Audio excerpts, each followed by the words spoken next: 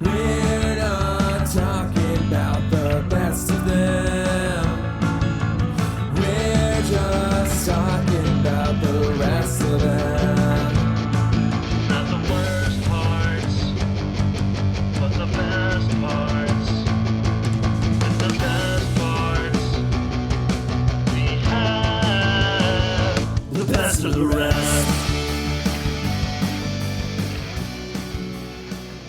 Hello, and there they go.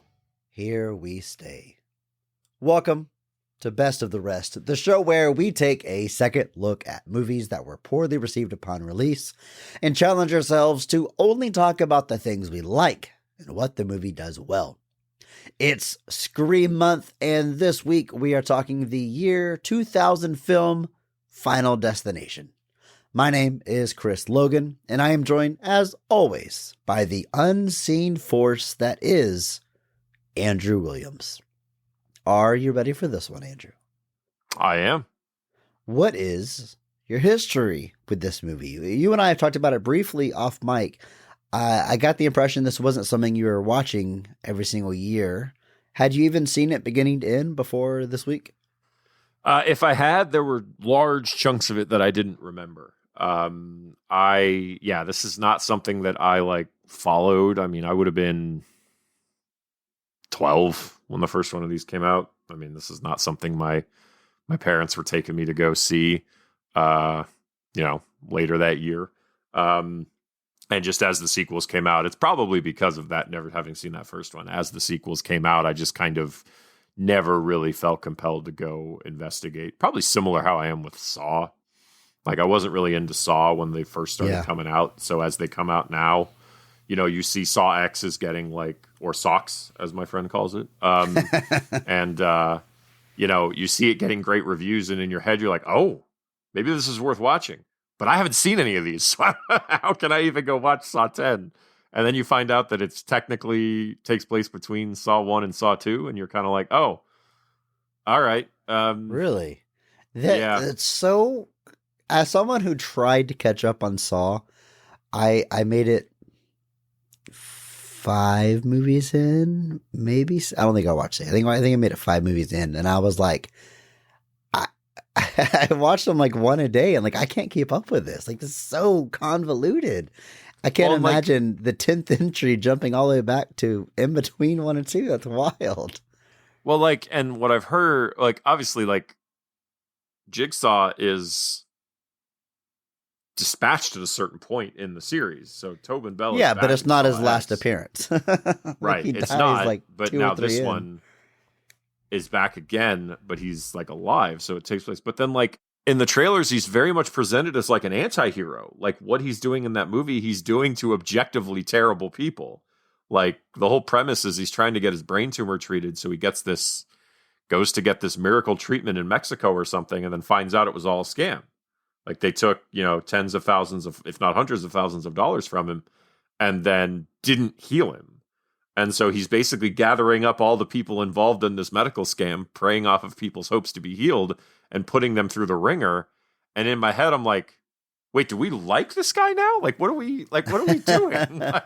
That's, because I feel like that's kind of always been the thing, but you could jaywalk and he would be like, oh, you want to play a game. Yeah. It's people the bar that was very low. That people have done wrong, but very often you were kind of does the crime match the punishment? Right. There was this, and there's still this thread of yeah, he's not right for doing this, but this is the one where they found the right motivation where everyone's kind of no, I'm okay with this. I'm all right seeing that happen to these people. It's a wild thing. So maybe I'll go watch that later today. We'll see. Since we're recording so early in the day, but yeah. So anyway, back to Final Destination, which, but yeah, I never saw that first one, and I know people I know in my school did. And there's certainly I didn't watch Scream when it came out. I was friggin' 9, but it was I went back to that one eventually and really enjoyed it. But with this one, I just never got back around to it. And that I think is definitely part of why I've never really had an affinity for the franchise or anything like that. So I was excited to sit back and watch this. definitely some things that I did remember. So that's why I was like, maybe I watched it at some point, but otherwise there was definitely a lot of gaps. But the thing I will definitely say is like I pointed this out to you before we started recording. The logging truck is not in this one. And I was kind of waiting for it to show up. And then we got to like the last third of the movie. And I was like, it's not in this one, is it? No, it can't be. It's definitely not, because there's no way that's going to happen at this point. So, so just another instance where like the most iconic thing, not from the first movie. So I've seen this first movie a lot. I don't think I ever owned it, just renting it a few times, maybe on cable. Saw it a lot back in the day, but rewatching it this week is probably the first time I've watched it in nearly 20 years. Mm-hmm. I saw this one and I saw number 2. So those are both very distinct in my brain. But I think you're right that the opening scene of number 2, I mean, they really try to up the ante of the first one. You know, the first one has a plane scene. The second one has the highway scene. It is I think we said this in the podcast before, all sequel. There's 2 types of sequels. There's Alien sequels and Terminator 2 sequels. Final Destination 2 is a Terminator 2 style sequel. We're just turning everything up to 11 and doing the same thing again, bigger and better. And I guess that log scene is probably the most famous overall. I know plenty of people who like when they're on a highway and see like a logging truck, like that comes to their mind and they won't drive behind it because of that scene. Like whether it's that, like I'll pass any truck I pass that just has long conduits, pipes, trees, anything. I'm just kind of like, not today, Death. Not today. But yeah, it's always funny to me though when that happens. When obviously Jason's hockey mask is the easy point to, because he doesn't actually wear that until the third movie. Like, you know, it's this weird thing where people kind of associate it with Jason, but obviously, you know, Jason's not even the killer in the first one, and then he just wears a bag on his head in the second one. Spoilers for that 40-year-old movie. But, Spoilers for the beginning of Scream. Yes. Well, the theme this month is Scream. We're talking about movies inspired by the success of that 1996 film. Up until this point, we've been talking exclusively about slasher films. Final Destination, I think by our definition we did last week, does not qualify as a slasher. There's no human-born character hunting down these teens one by one, but it's still in that mold. Or as Roger Ebert says in his review of this movie, he says, Final Destination observes the time-honored formula of the dead teenager movie. It begins with a lot of living teenagers and dooms them. And then later in the review, he just shortens it to DTM, dead teenager movie. So at this point, it's a genre. It's evolved past slasher to just teen horror. And he even name drops Scream later in his review. He says, the movie is neither quite serious nor quite ironic. Sometimes it's funny, but in a creepy way, rather than in the breezier style of the Scream movies. So right there, he's acknowledging that it's all cut from the same cloth and clearly inspired by what's hot at the time, dead teenagers. Yeah. That's what people want to see, man. Wait. Let's set the stage for this movie here. The movie is released March 17th of the year 2000, made on a budget of $23 million, and at the box office, it brings in $112.9 million. Pretty big success. However, critically, it's simply not well reviewed. Even though Roger Ebert does give it 3 out of 4 stars and a thumbs up, overall it has a 36% critic score, according to Rotten Tomatoes. Most of the reviews come down to we're kind of sick of the dead teenager movie, and the movie feels a little too dramatic for its premise. But yeah, this is unlike some of the films that we have covered so far this month. This is a movie where there is a pretty big gulf between the critics and the audience. So like you said, critics here, 36%, 97 reviews. Not quite as big of a sample size as you're getting today, but still a decent amount. You know, it's not like one of those things where it's like, it's 100% based off 6 reviews. It's like, okay, 6 people liked it. Cool. But here we have a 68% audience score. So this, I think, is definitely a movie that would qualify a lot more as fitting into that there is a sizable audience that likes this movie, not just like saw it and is aware of it, but actually likes it. So yeah, like last week's Urban Legend, the gulf wasn't very wide. Same with I Know What You Did Last Summer. They're just not, audiences were similarly unimpressed. With this one, it's also the first one where there is a split. We have an audience that did appreciate it versus critics that didn't. And I think that definitely comes down to probably a few different things. But one is that, like you said, it's not just another teen slasher movie. It's a teen horror movie, but we're doing something a little bit different. I think the cast, the kills, I think a lot of that, struck a chord with some people. And I think the idea, which I'm sure by the fifth sequel, the deaths the world is throwing on them are not at all ridiculous to the point of comedy. I'm sure they all stay grounded and realistic the whole time. But I think for this one, it definitely struck a chord with that different combination of stuff all working together. So, yeah, interesting.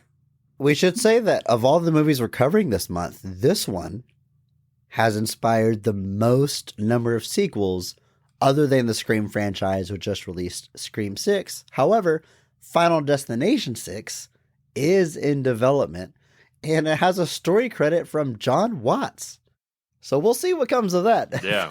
Pretty interesting. I don't know how he got involved with this franchise, but they are bringing it back. It looks like it is not a reboot, but a full-on sixth entry, which would tie it with the Scream franchise. So, yeah, there's definitely something to that. There's definitely an audience there that they're making that many sequels and all released theatrically.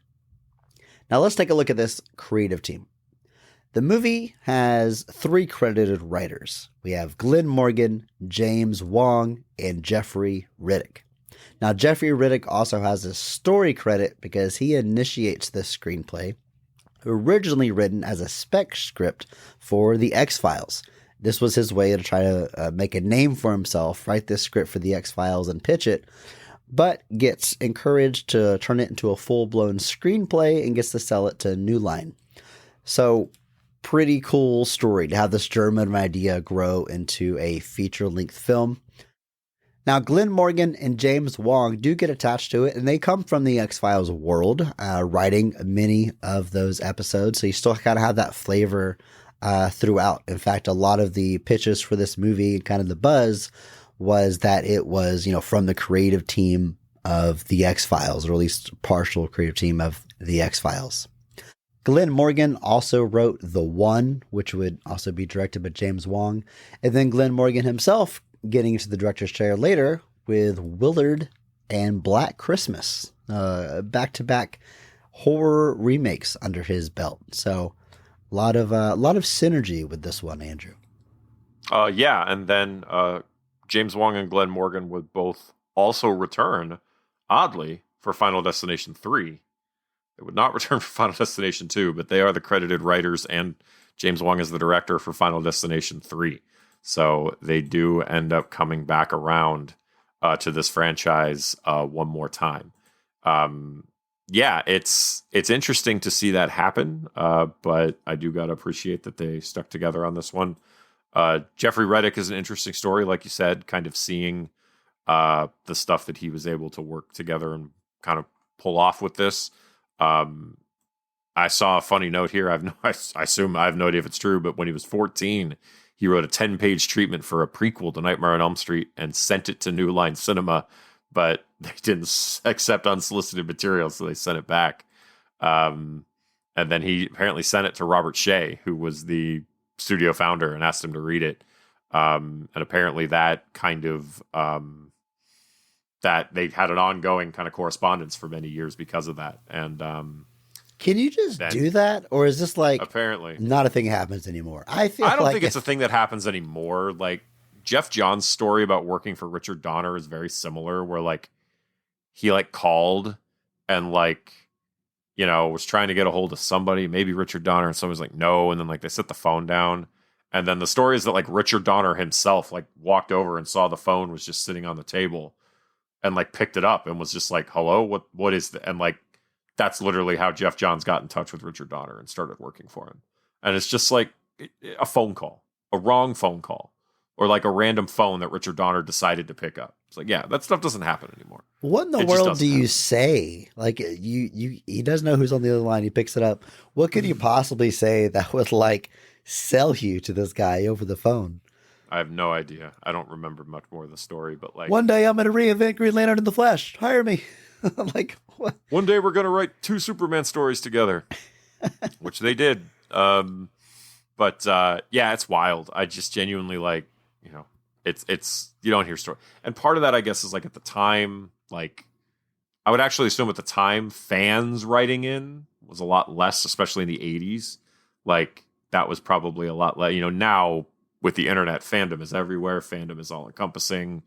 You know, the population has like grown by a significant amount. Like it makes a decent amount of sense that back then maybe the traffic of actual letters being sent to studios was a lot less. But either way, just with Jeffrey Reddick, still a cool story. And like I said, Glenn Morgan and James Wong, they speak for themselves. They were huge parts of that group with Chris Carter. And they co-wrote tons of episodes. They also directed a bunch of episodes, nominated for Emmys, all sorts of stuff. So, you know, quite like I said, definitely a boom to have them on board with this film. Definitely as far as that credibility with the X-Files, which was, I don't know if you guys realize this, pretty well liked when it was on the air. X-Files is my go-to answer for the best television opening of all time. It's my personal favorite. The theme? Or just The theme, the theme. Well, what do you call it? The theme, the opening theme. I don't know. The opening credits, opening title sequence. Like, you talking about just the music or the whole thing? The whole package. Okay, yes. Then it's the opening. My personal favorite. It's that. It's Twilight Zone. It's a short list. It's Twin Peaks, man. Come on. Move on. You know I've never watched Twin Peaks, Andrew. So how can you say it's the best? Have you seen every television show ever, Chris? No. I think it's implied that it's the best I've personally ever seen, Andrew. James Wong, his most recent directorial effort, Dragon Ball Evolution. Hey, maybe we'll talk about him again one day. He did go back to television after that, and has it's done some other things there. Was a director and writer on the X-Files Return that came in 2016. And just, yeah, but that Dragon Ball Evolution movie, man, I don't know. Don't do that to me. I've never seen it. I feel like the only people that did see it are Dragon Ball fans, and those are the people that don't have nice things to say about it. So Nope. I don't know, Andrew. Forever is a long time, and this podcast is going to go on forever. So maybe eventually we will get to it. We'll see. But for now, it's time to talk Final Destination. Andrew, are you ready? Yes.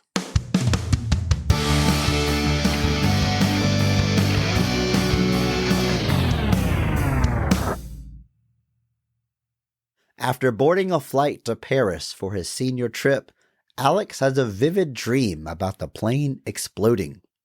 Fearing that it may come true, he tries to warn everyone on board and in the process gets thrown off the plane along with 5 of his peers and a teacher.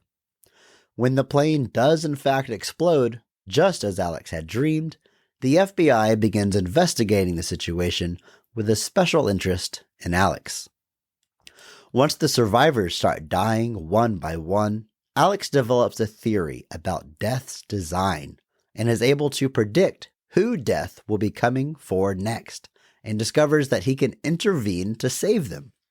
With just 3 survivors left, Alex races to cheat death once again. Andrew, hashtag PP, get some positivity going here. This is not meant to be backhanded, but this synopsis, this gimmick, if you will, this concept of death's design, is my favorite part about this movie. I think it is so fun. I can totally see this working as an X-Files episode or even a Twilight Zone episode. It's just a fun little nugget of an idea. that, they can have a lot of fun with. I really like the concept. I agree. I think it's something that obviously lends itself to a lot of creativity, as this movie does show. There's some pretty wild scenes here with them trying to like showcase the lengths that Death will go to course correct. But I think it's definitely something that you could have definitely seen an episode of the X-Files focus on, kind of that focus on that idea. Just replace the FBI agents here with Mulder and Scully. You're ready to go. That is fun. It is, yeah. There's 2 FBI agents in this movie. That probably exactly what happened in the writing process. It's funny. They just have a significantly smaller part than they otherwise might have. Well, we're going to talk about all these fun scenes, but before we get to that, let's take a look at this cast. Starting with a high point, the best casting, best performance of the film. Because every episode, we recognize one person who goes above and beyond the call of duty, that they actually elevate the quality of the entire film with their performance. And we recognize that person by giving them the Mark Strong Award. So, Andrew, go ahead and kick us off here. Who is getting a Mark Strong Award for Final Destination? I am going to go with one of our leads, who I swore his name was being misspelled by my captions the entire time I was watching it. I'm going to go with Ali Larter as Claire Rivers, but Claire being spelt clear. Is her name pronounced Claire in the movie? I just watched it. I already forget. I thought it certainly was, to the point that or maybe I just assumed it was Claire, but clear is how it's spelled. But the whole time I have the captions on, it's like clear. I was like, why is it spelling her name clear? I don't understand. And apparently that's what it is. So anyway, she is one of our main leads. She is one of the only cast members that returns in future installments. She is in Final Destination 2. I think the only other person that ends up recurring is Tony Todd. And anyway, she's got this so far. Maybe we've got that legacy sequel brewing, because who knows? Anyway, she's an interesting character in this movie, because the incident that gets them kind of thrown off the plane that ends up, saving all of their lives initially. Several people were involved in a fight. One of the guys with the trunk. She's the only one that kind of has no connection to anything else that has happened here. She's got no real association with it. She just felt the vibe. The way she kind of describes it is he sees it, but she feels it. And so she had this belief that what he was saying was true, and also got off the plane. So she has this kind of empathetic relationship with our lead, Alex, here. And that leads to her and him having a close relationship. But I think she's got some interesting spots that she has to sit in, obviously initially kind of being doubtful, and then eventually having to kind of embrace it. And she does a great job writing that line and kind of having that weird spot to sit in where, with Alex, it's easy because he sees these things and he sees the visions. With her, she kind of has a much more just has to go with her gut feeling in a lot of ways. And I think she does a great job with all of that. I know Ali Larter from a bunch of stuff, probably Heroes, maybe the big thing I remember her from, and also Jay and Silent Bob Strike Back, because I was a teenager in the 2000s. And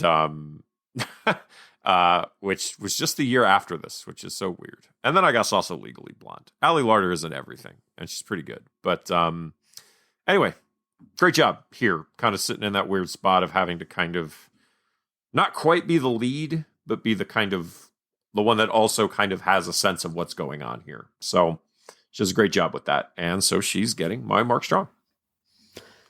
Excellent pick, Andrew. And I'm going to agree with you. Ali Larter also getting my Mark Strong Award.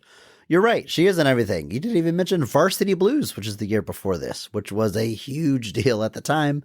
House on Haunted Hill, not quite as big of a deal, but she was in that the year before, a movie that I have kind of a soft spot for, I'll be honest. Later, she would appear in the Resident Evil films as fan favorite Claire Redfield. Resident Evil movies, I did not make it far enough to see her as Claire Redfield, but I love the games, familiar with the character, and I'm kind of interested in checking out that performance now. But yeah, talk about a line at the convention center. the convention center. Talk about a long line at cons. I mean, Final Destination series, Resident Evil series, Varsity Blues. She's got people lining up. Yeah, absolutely. She's also, like I said, got Heroes. Also got some Curb Your Enthusiasm cred there too. Just everything. I think the reason I'm going this direction with my Mark Strong award is because I think her character, as far as the teenagers here, is the most interesting and the most complex. I mean, like Alex is a man on a mission.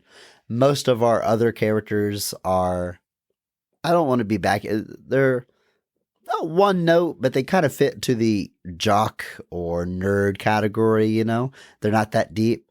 But she kind of initially presents herself as like the mysterious artsy girl. And then we find out she has a bit of a tragic backstory with her family and an interesting, complicated relationship to death itself and the ripples and how it affects you. And I think it's sort of our, if not the heart of the story, sort of a lot of the more existential questions that are asked kind of are ciphered through her character. And so for that reason, elevating the movie and now a Mark Strong Award winner. Yeah, it's definitely not, it's not necessarily the heart of the movie, but it's definitely like the kidney of the movie. Solid analogy, Andrew. Now, the lead of this movie is without a doubt Devon Sawa, who plays the character of Alex. Alum of the show, should say, back up from our Casper episode. He appears briefly at the end of that film. I, at the time, had known him from Idle Hands, which is a movie I really like. And honestly, I was thinking about it earlier today, probably my introduction to the comedy horror genre. I definitely saw it before I ever saw Evil Dead. And it was the first movie I watched where I kind of realized like you could be like intentionally funny and be a horror movie and have zombies and stuff. In fact, for Halloween one year, I wasn't able to successfully pull this off, but me and my dad tried cutting a glass bottle in half and then adhering it to my head, much like I believe it's Seth Green's character that gets the bottle stabbed in his head. That's what I tried to do for Halloween. I was unable to pull it off, but maybe I'll go back and try to do it because it's such a cool look. But yeah, love that movie. I love Devon Sawa there. I like him here. He is okay. To go with me on this walk here, Andrew. Devon Sawa is also Stan of the Eminem music video. And I remember watching the pop-up video back in the day. For anybody that maybe doesn't know, pop-up video was an old VH1 thing where they would show a music video and have fun facts pop up on the screen with a very catchy theme song. And one of the little pop-ups was saying Devon Sawa took this part of Stan to prove he could play like an adult role.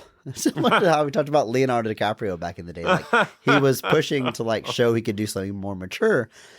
And I feel like he's doing that here as well. Even though he's playing a high school character, he's really trying to put his acting chops out there and be super dramatic every chance that he gets. And I think that works for the lead of this movie. I think it works for this.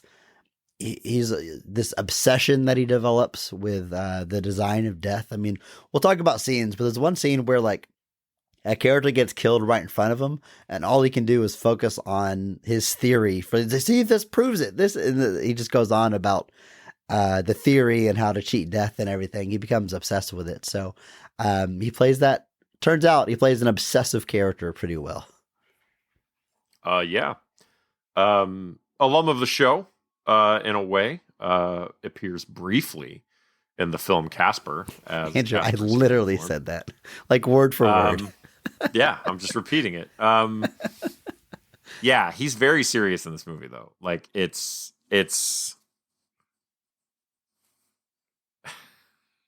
almost to the point of parody.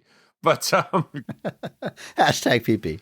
Hashtag PP. Like it's one of those things where he's being like needlessly seriously a lot of this movie, but like at the same time, I imagine being faced with these types of things would be you'd try to make sense of it somehow. And Idle Hands is an interesting movie because it comes out the year before this, but it also probably would have qualified for this month because of, you know, it's got a lot of it checks a lot of the boxes. So, and it also has a terrible critical reception. So, it might be something that we're able to sync back up on down the line. But yeah, it's obviously a weird place that he has to sit as well, with basically seeing these kind of it's interesting to me that the first vision is so clear. Not to be confused with his friend Clear. But but the rest of them aren't, which I think is interesting. Because it's basically like he gets the vision to save them the first time. And then the rest of them are kind of just these flashes and these images. So for anybody that's kind of talking to him and seeing him, I absolutely am like, yeah, they think this guy's losing his mind. Like there's no way that, like, you know, you'd be like, oh yeah, this is absolutely what's happening. So he's got this, like you said, this obsession, this paranoia, and this kind of what's the word? Drive to a degree, but like it's I guess obsession is the best way to put it. But like, you know, he has to figure out what's going on, and then he has to kind of like figure it all out and circumvent all of it and figure out what's happening. And like you said, he does a pretty good job with that. He is no doubt the lead of this film, has to juggle a lot of different things, and I think he does a pretty good job. We have Kerr Smith as Carter Horton. And man, did they get the hot young actors of the time. He was famous for Dawson's Creek at the time, would later appear in the My Bloody Valentine remake. So yeah, a lot of these actors just kind of appear in the same circles for about a decade there. But he is our, Andrew, stop me if you've heard this before, but there's a formula to these things, a very simple formula. And at least one of the characters has to be unlikable. They have to be a jerk. They have to be a bully. That's the role that he's playing.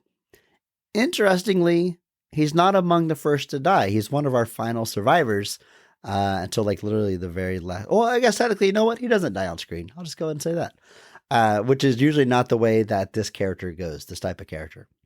But he's great at playing a jerk. He's a jock. You know how I know he's a jock, Andrew? Because he always wears his Letterman jacket. Again, that's how you know. Very simple rules here. That's how you know. But he's good at being unlikable, and he has a interesting response to Alex's character. Each of these characters respond differently to what Alex did to essentially save their lives, and he resents it. He hates the feeling that he's not in control of his own destiny, and he takes that out on Alex, which I think is it's just an interesting take. I appreciate that they don't all respond the same way. In fact, none of them really, except maybe his friend Todd, are grateful. None of them are really, and I guess Clear. She later plays Claire Redfield, I'm just realizing. So, you didn't want to confuse the names. So, one day you're going to be Claire Redfield. So we're going to spell it Clear in this movie. But at any rate, they all have different responses. His is definitely the most antagonistic to what Alex does. And, he does a good job at playing our token jerk character. Yeah, I was going to say, pulling from the cast of Dawson's Creek seemed like another surefire thing to do for a lot of these people. Obviously with our boy Joshua Jackson in Urban Legend, and no Dawson's Creek jokes here though. We avoid the low hanging fruit there. But like you said, the resident jerk. That's really it. He does come around at the end based off of what kind of happens, but then like you said, we get to our final kind of sequence, and like you said, he does not die on screen, which is the technicalist of technical answers. I was just reading his Wikipedia, though. I love this last line, though. It says, Smith debuted on CW's Riverdale as the principal of Riverdale High in season 4, replacing Mr. Weatherby, who ascended with the rest of the cult followers known as The Farm. Chris, apparently I need to watch this show, because every single following line, every single word in that sentence, the next one I could not have predicted. Absolutely ridiculous. Also, oddly, he was in Cruel Intentions 3. I guess they were running out of hip young stars by the time they got to Cruel Intentions 3 and had to Is that one straight But, to video? I didn't know that one it must existed. be. It must It be. follows the I Know What You Did Last Summer urban legend formula. Yeah, I guess so. He is. You mentioned he's in the My Bloody Valentine remake, which I actually do like quite a bit. It's him, Jensen Ackles, also in that one of Supernatural fame. But a big. I like that one a lot. Don't quite know if it qualifies for the show. It probably does, but if it doesn't, I think it's underrated, and you should all watch it.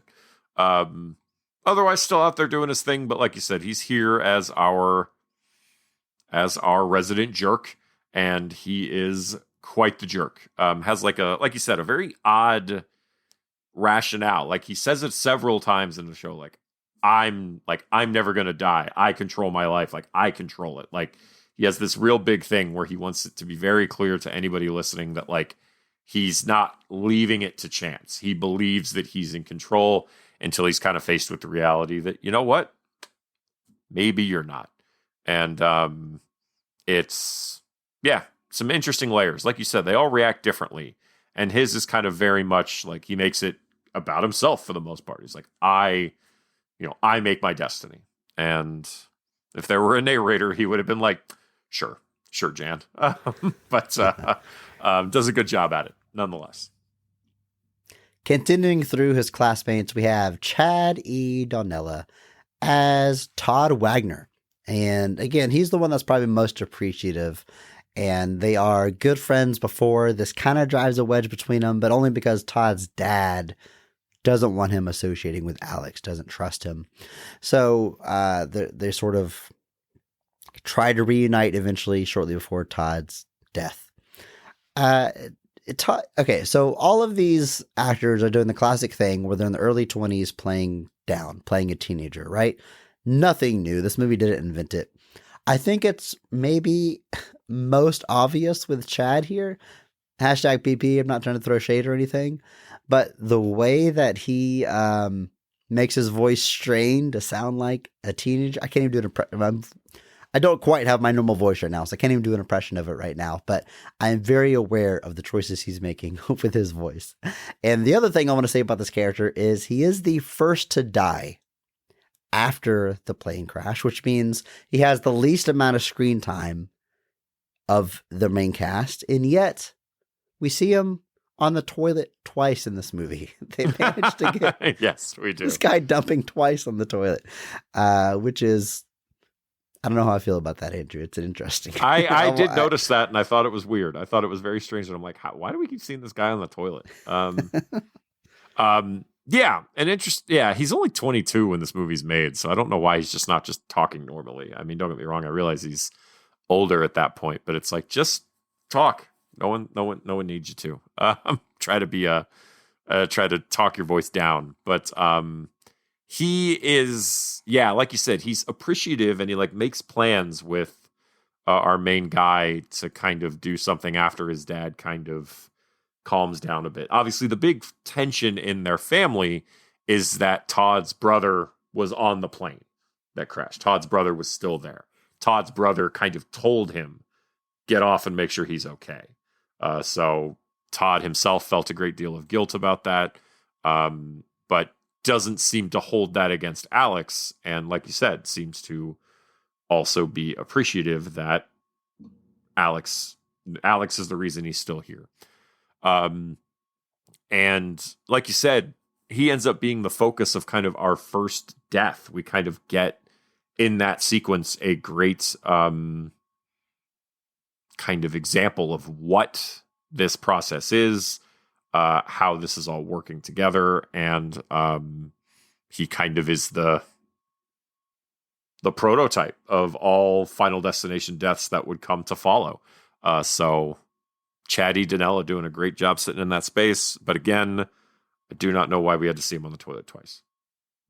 Sean William Scott plays Billy Hitchcock, and it's interesting. If you would have asked me just based on like screen time, performance, and characterization, which movie came out first, American Pie or Final Destination, I would absolutely think Final Destination, because he's so meek and dorky and picked on in this movie, whereas he's the breakout star of American Pie and is so I don't know how to describe Stifler, but the opposite of his character here for sure. So it seems like you'd want to be capitalizing on that, but it seems a little.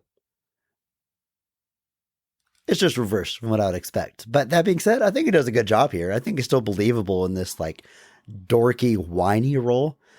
Sean William Scott, I got to say, just has a super interesting career, and it's like. After his success as Stifler, like they tried him out as the leading man, you know, sidekick to The Rock. Is he an action star? Comedy, like drama, and you get these like he shows up in Role Models. Literally one of my favorite comedies of all time. I love him in that movie, and then he gets critical praise like over a decade after American Pie, as the lead character in Goon or The Goon. I can't remember if there's a "the" in that It's one, Goon. but It's the hockey movie. Yeah. And it's just an interesting career, kind of ups and downs, but I think he's always interesting anytime he shows up. Yeah, it is. If I looked at this cast list and you asked me who was playing the jerk, I would have assumed it was Sean William Scott. Like I 100%, would have, like 100%. I would have absolutely been like, yeah, Kerr Smith is like, you know, he could play a jerk, but like that's not what you're going to do with him here, right? He's in American Pie in 1999, and then the year this movie comes out, he's in Final Destination, Road Trip, and Dude, Where's My Car? And then the next what year, a year. And then the next year, he's in Evolution, American Pie 2, and Jay and Silent Bob Strike Back. And it's just like, wow, like you really were like everywhere there for a brief period of time. And then like you look later, like and he hosts the MTV Movie Awards somewhere in that period too. We got to acknowledge. Yeah, I mean, like there was, you know, I'm guessing late 2000, early 2001, Sean William Scott was the man. Ryan who is the question? Reynolds, not here, folks. This is a Sean William Scott household. But like you said, he's tried a whole bunch of different stuff, though. He has been dramatic. He's done strange things like Southland Tales. He's done straight comedies. He's done dramatic stuff. And then, like I said, Goon is like a comedy, but like he's playing very much against type through that entire movie. Like he plays a very straightforward, almost dumb character, like a simple character to a fault, but he's really good at fighting people. And I love that movie. I love Goon, not just because it's hockey, but just it's also very good. And then he was even on that Lethal Weapon show back a few years ago after they had to replace one of the leads. And it's quite the career. But here, apparently in the original script, this character was like overweight. He was definitely meant to be more of like it sounds mean to say out loud, but like a classic punching bag, like an actual kind of dork looking guy. And that you get the vibe of that. He plays the character exactly like that, but the whole time he's doing that, you're looking at Sean William Scott and you're like, why are you acting like this? You're Sean William Scott. Like, I don't understand why you're acting like you're a giant dork. You know, you're wearing a Rangers jersey, but no one's going to hold that against you. But I'm glad they made the change though. Yeah, just, you know, fat guy. It would have been too on. easy. Come like on. really, Come on. really kind of lazy to do it that way. But I do like it. Like I said, an odd instance where we're actually seeing some range from the character, from the actor rather. And he's always on his bike. He's always getting run over or almost blown up.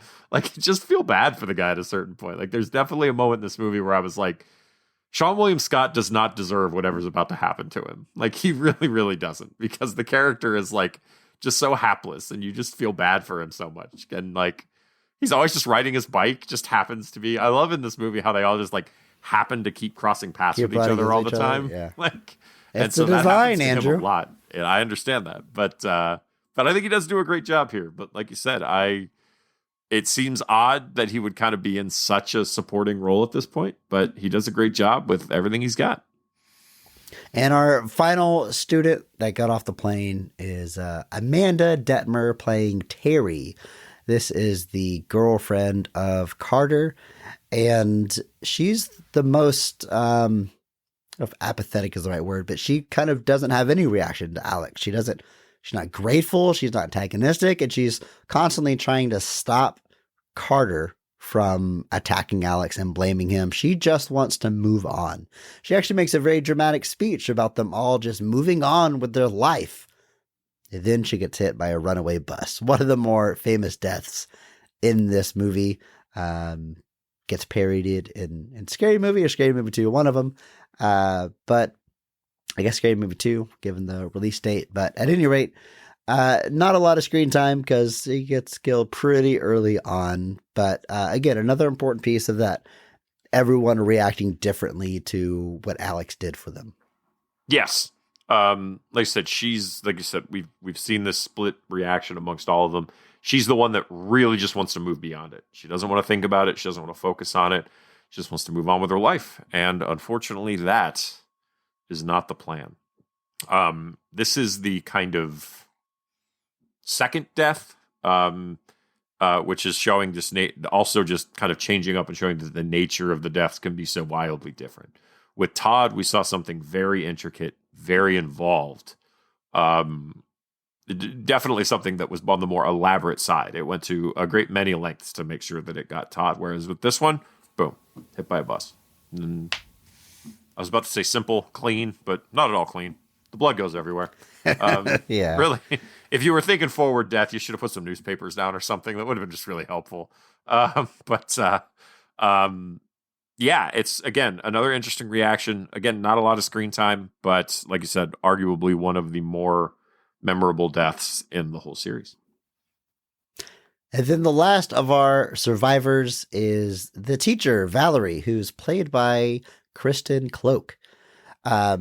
She is, look through her filmography, a lot of small parts here and there, often in Glenn Morgan movies. Again, one of our credited writers who would go on to be a director. She appears in his directorial effort, Black Christmas. So again, frequent collaborator with her husband. It's nice. It's nice to see Andrew. And I think she does a great job. She is definitely on the more antagonistic side of her reaction to Alex, but unlike Carter, who's always trying to confront him and fight him, she wants to stay very far away from him. She says, "You scare the hell out of me." And she's actually trying to move away from the city just to get away from him and the entire situation. Her death is definitely on the more intricate side of things. Rube Goldberg comes up a lot looking at reviews and reactions to this movie, and hers is one of the more clear examples of a Rube Goldberg type Chris, death. One of the more Claire examples. Of course, Claire example, yes. I couldn't resist. I'm sorry. No, it's good. I will do that this whole episode. Yeah, you mentioned Kristen's filmography. Yeah, she was definitely part of that X-Files group. She was also had a recurring role in the show Millennium, which was an X-Files spinoff that Glenn Morgan, her husband, and James Wong and all of them were involved in. I think that one had Lance Henriksen as the main guy, which, how can you go wrong? He's Lance Henriksen. But yeah, she's, again, it's like you said, it's very interesting how they all kind of fracture. She's just terrified. She's terrified of Alex. She's terrified of the situation. She doesn't want to be around here anymore. She also has a tremendous amount of guilt because the other teacher told her to go back on the plane, and she said no because you know all the French. He's literally speaking in French like the entire beginning of this film, to the point where I was like, you're not there yet, buddy. Like, so she feels a tremendous amount of guilt over kind of sending him and her remaining, and it carries over into her life, and Alex shows up, tries to save her, but unfortunately does not get there in time. Like you said, this one is very complicated, a whole lot of moving pieces, and definitely I think the side, it's these deaths and the saw traps feel like they have to follow a similar path where like they have to keep getting more and more elaborate and intricate to the point where you're just like, man, talk about thinking on your feet. There's no way you are getting out of this, but which I guess is the point at the end of the day. But yeah. And then we have our pair of FBI agents. Again, they are not Mulder and Scully. It's Agent Wine, played by Daniel Roebuck, and Agent Shrek, which is funny to hear out loud, played by Roger Gunver Smith. Now, Dado Roebuck, or I should say both of these, basically just character actors with tons of credits to their name. But some of the more high-profile roles for Roebuck are playing one of the marshals in The Fugitive and U.S. Marshals, which is very similar to playing an FBI agent. And then Roger Goodver Smith, a frequent collaborator with Spike Lee, shows up in movies like Do the Right Thing and Malcolm X. But overall, the dude just works a lot. A lot of times, 4, 5, 6 movies in a calendar year. It's wild. Dude stays busy. Yeah, definitely. A lot of collaborations with Spike Lee. And like you said, just all over the place. Daniel Roebuck, sort of alum of the show. He was in Rob Zombie's Halloween. So I don't know if we spoke about him at length on that episode or not, but either way, making his way back around here again. But like you said, these two guys just kind of legendary character actors with tons of stuff to their name. Was seeing if either of them were in the X-Files circle, but it does not seem to be. But like you said, two FBI agents investigating a series of strange deaths and things like that. I know who these people were supposed to be. And then, just like last week for Urban Legend, the credits list and Robert Englund. Similar trick is pulled here with and Tony Todd. Tony Todd has a very small role here, literally just one scene, but a very important role. One, because the man is bringing a lot of, what's the good version of baggage, Andrew? He's bringing a lot of, I don't know, weight to his role. We'll get there. Hang on. I see you getting ready, Andrew. Trust me, the setup is coming. Tony Todd, again, another character actor, been in just a million things. Platoon, Night of the Living Dead, the 1990 remake, The Crow, but most famously as the Candyman, which has got to be the reason for his casting here. He comes in, he's got that iconic voice. His character is a mortician. He's evil, he's creepy. He seems to know a little bit too much about death's design and what Alex is going through. And it's one of the more memorable scenes of the entire movie because of his performance, because of what he delivers, because of what he brings to the screen, Andrew.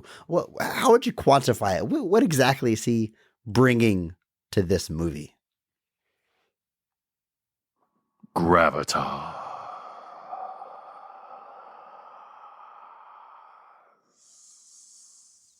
Yeah, pretty good. In case anybody's wondering why I was silent for so long, it's because Andrew's mouth was still agape as he finished that. Yep. That breathy gravitas. But yeah, dude absolutely nails it. He's so good. It's Tony Todd. Well, we get, Did you say his Todd. character was evil? Did I? I don't think so. I thought you did. I mean, don't know. I thought that was a little strange. He's creepy. I might have said he's menacing. Maybe I did say evil, but there's definitely he tells Alex, "I'll be seeing you very soon." He's a mortician. I mean, there's some implications there, but all that makes him is a liar. He's unnerving and menacing. How about that? Yeah, that's fair. But yeah, he's one of those guys that when you hear him talk about death, you're just kind of like, you don't have any friends, do you? But yeah, obviously Tony Todd, most notably known as the Candyman, and all of those things. Was the Candyman 3 came out the year before this, which I thought was odd. It's very possible he got the offer for Final Destination while he was shooting Candyman 3. But like you said, tons and tons of stuff here. He was in The Rock. He was in some of the Beastmaster films. He's been everywhere at all times. I got to interview this man once. It's pretty cool. I just learned that about you this week, Andrew, as you just casually dropped that in conversation. That interview is on YouTube. It is. You can bet I'll be posting that on the Discord. If you want to see Andrew Williams, a very young Andrew Williams, interviewing Tony Todd, head to our Discord. I'll drop the video there.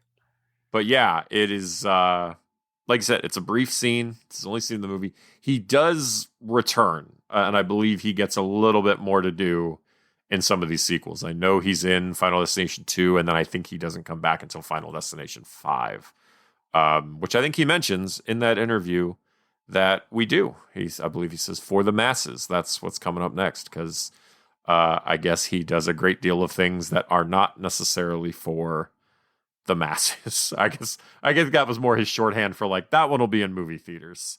The rest of these maybe not.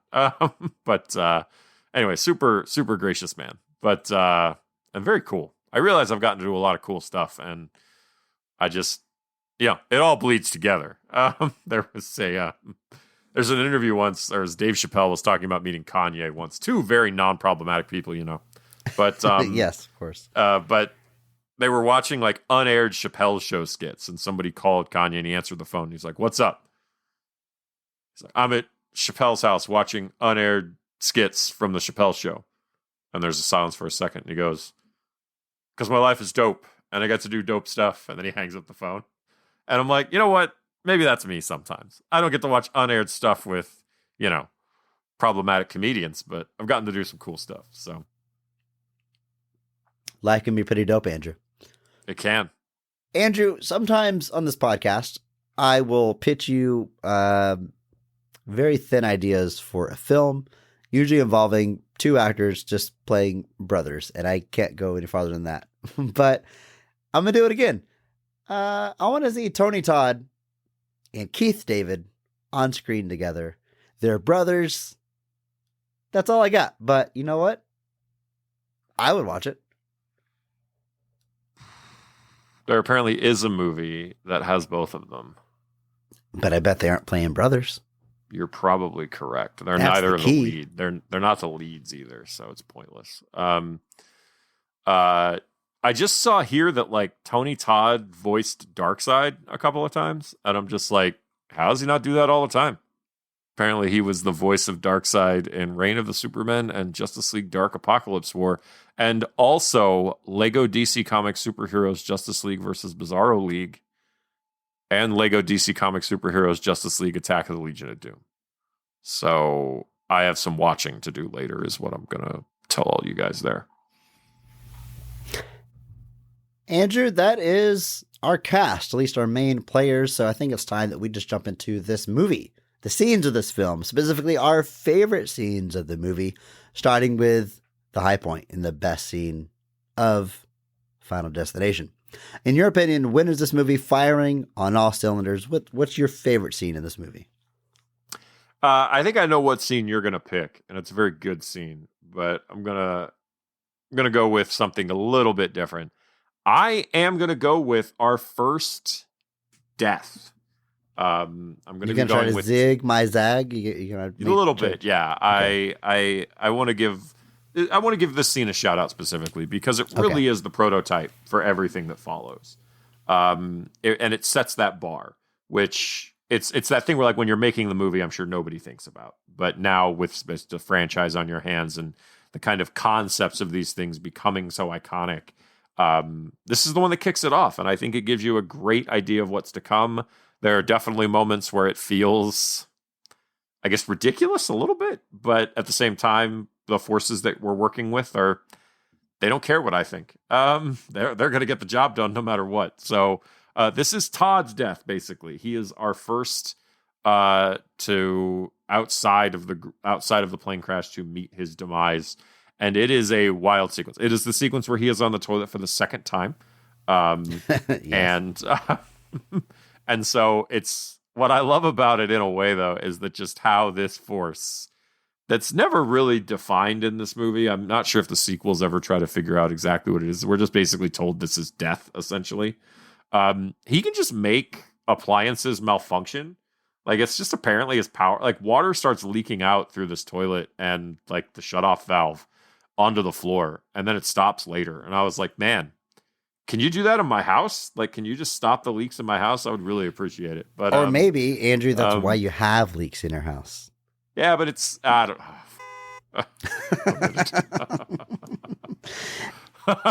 Oh no. That's kind of the fun concept of this movie. Like, it presents a lot of freak accidents, but we know they're not freak accidents. They're intentional. And so, like, you apply that to real life, and then, like, what if every freak accident is just the universe balancing and correcting itself? Well, and that's been the idea of everybody having, like, their time with death is not unheard of. Death, knows when everybody's time is up, basically. The Last Action Hero, Death comes out of, the Seventh Seal, and he's able to tell Dan, he's like, no, you die a grandfather. I also really like there's a gag in Bill and Ted 2 where the Grim Reaper is helping them shop for robot parts in the hardware store. Like you do. Sure. But Death walks by this guy smoking in the store, if you need a snapshot of when this movie was made. And as they're walking by, Death looks at him and goes, see you real soon. And just keeps walking down the aisle. And then the guy starts like coughing and you're just kind of like, oh, that guy's going to die. And he just like casually told him that it was happening. But so this idea here that death kind of comes around, it's not new, but this movie finds an interesting way to go about it, which is that if you circumvent the accident, it's going to come back for you. It doesn't like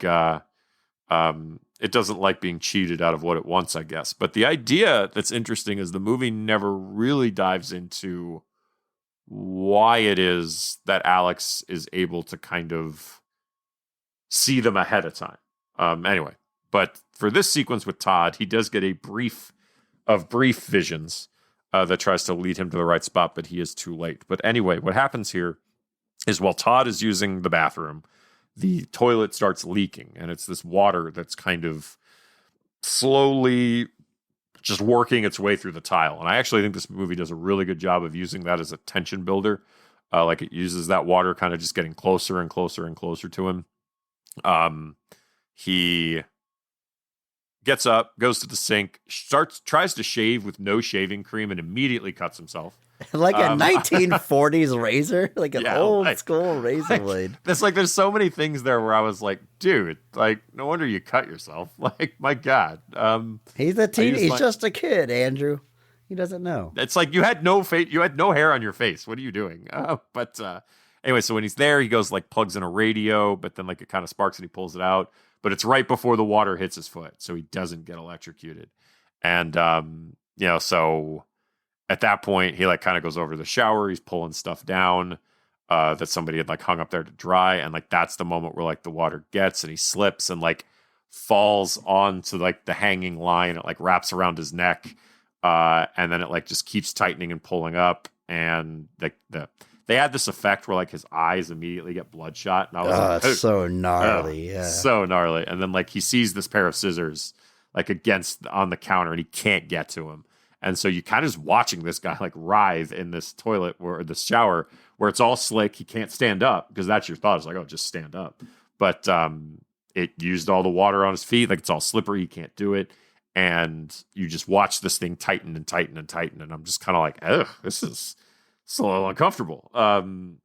Both for him and me. Obviously much more for me. Equally, yes. Equally, for sure. But it shows that it will go to these extreme lengths. And I think that's an interesting bar to set.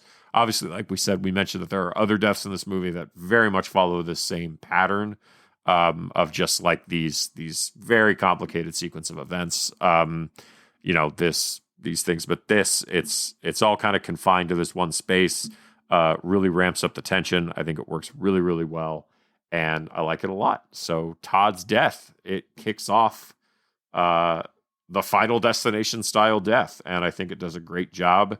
It utilizes the environment perfectly, builds up a good amount of tension, and fantastic.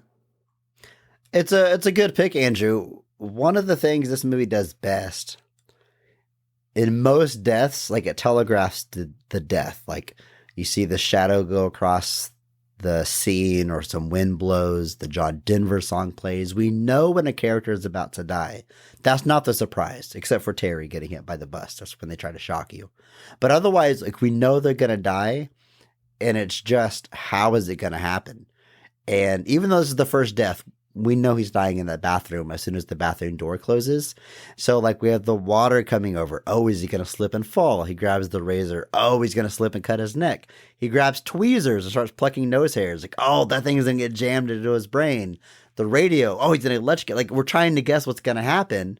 And it's not until he slips and falls in the clothesline that we're like, oh, that's how he goes. But that build up, that anticipation, is, again, one of the things this movie does best. And to talk about tone for a minute, we talked earlier, talking about like Devon Sawa's performance and some of the reviews. This movie has a pretty dramatic tone, which I will say as a kid is one of the things that maybe kind of bothered me about it, how seriously it took itself. But I'm wondering now, watching it back, like I've always thought this movie is pretty fun. Like watching it now, I think it's a fun watch, as weird as it is. It's fun the way horror movies are. Kind of the anticipation, how they're going to die, what's going to happen. I think there's a lot of fun in that. But I'm wondering if it would work if it had a more comedic tone. If it was a little sillier, I think stuff like this wouldn't play right. And it would, if it feels like it's in on the joke, it's not funny kind of thing. So I think maybe, putting this out there, maybe that serious tone is necessary for this movie working.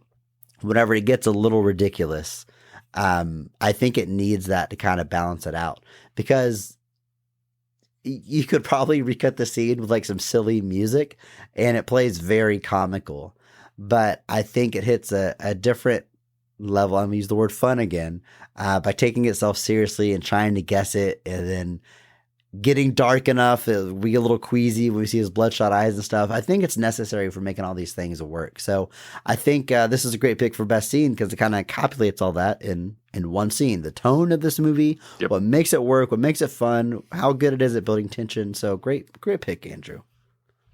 That's why I picked it, Chris. I'm going to pick a different scene. It's probably not the scene you thought I was going to pick, but we are going to get to that one. But what I've got to go with is the plane crash. Our opening segment here, essentially.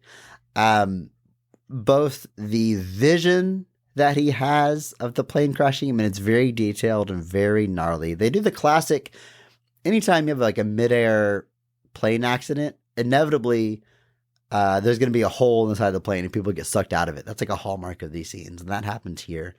Very vivid. The explosions. We see Devon Sawa's face start to melt in the fire. It's wild.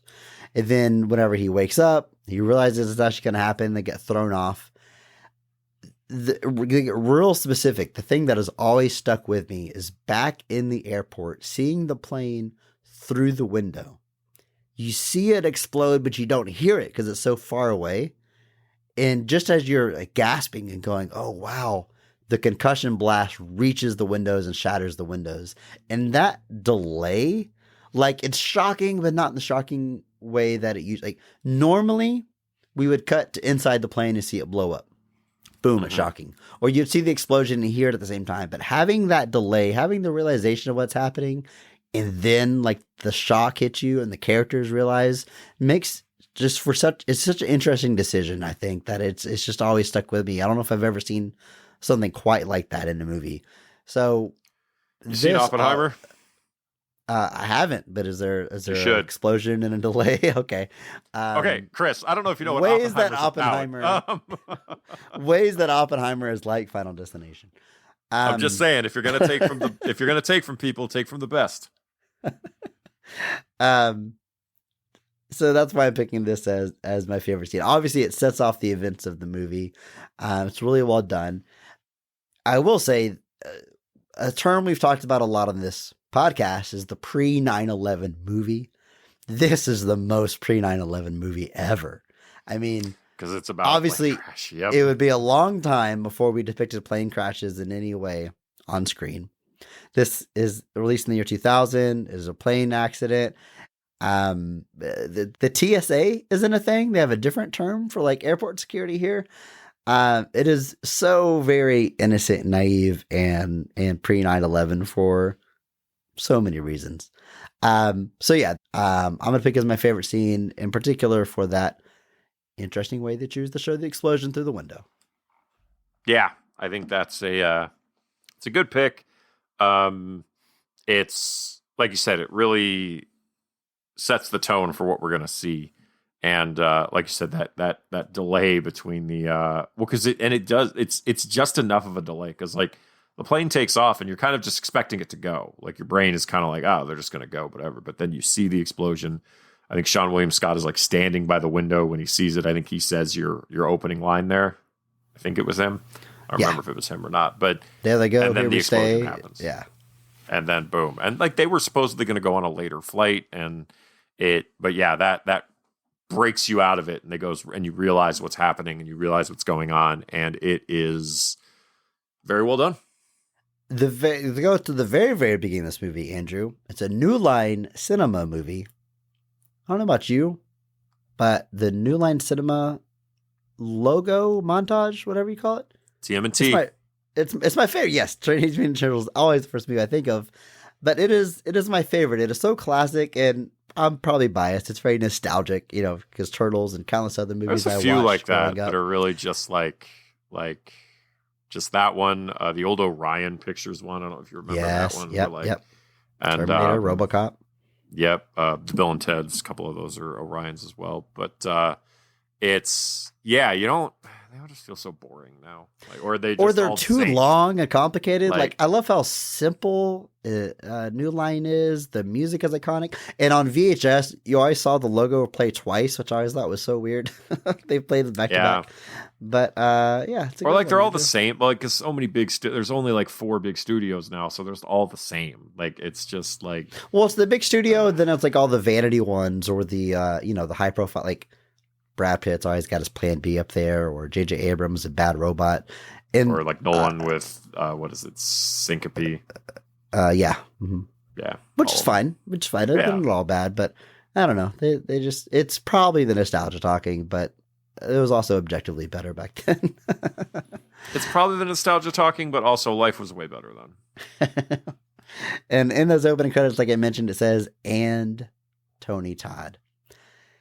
Which I'm guessing this is where you thought I was going with favorite scene. It's a worthy pick. This Tony Todd scene generally elevates this whole movie. It does a lot for the tone. This is the one time where maybe it's not quite so serious. It is being a little campy, tongue in cheek, and really leaning into it. And I think it's so important for this movie to kind of break the serious tone it otherwise has.